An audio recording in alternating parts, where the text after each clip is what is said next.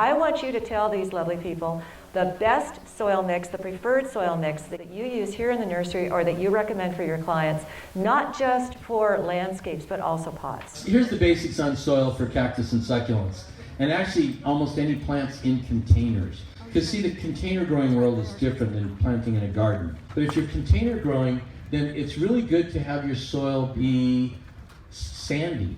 A soil needs to have sand by about 60%. We use volcanic rock for our sand. One is called scoria, that's the red lava rock kind of rock. And then pumice, which is the white pile behind that. Now pumice is a volcanic rock also, but it's lighter weight. You can get pumice here, which drains beautifully, it's well aerated. 6 parts sand and 4 parts organic. It's easy. And the organic can be almost anything.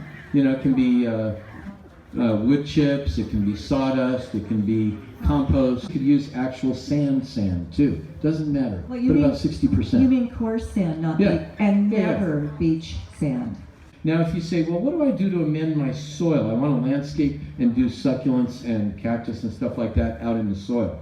Basically, if it's not clay, just use it as it is. And just simply make sure there's good drainage by doing some mounding. And then what about the organic component on that? Hey, just that when you're actually ready to start doing your planting, put a couple of inches of mulch on before you start digging to even plant. Great because now I'm saving you mixing and rototilling. Believe it or not, you put on 2 or 3 inches on top, you dig and plant your plants, and you will have automatically already put enough nice organic mixture in your soil, and you're done. And then you can mulch over that or put a light DG for a surface over that. What to do if you have clay? Move.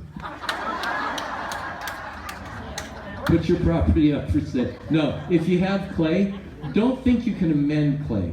That's the first most important part. Because I don't know if you guys know, but clay goes all the way down to China. What I recommend is just to mound on top of the clay. That works beautifully. And don't buy that, you know, like a lot of companies will say, oh, we've got topsoil.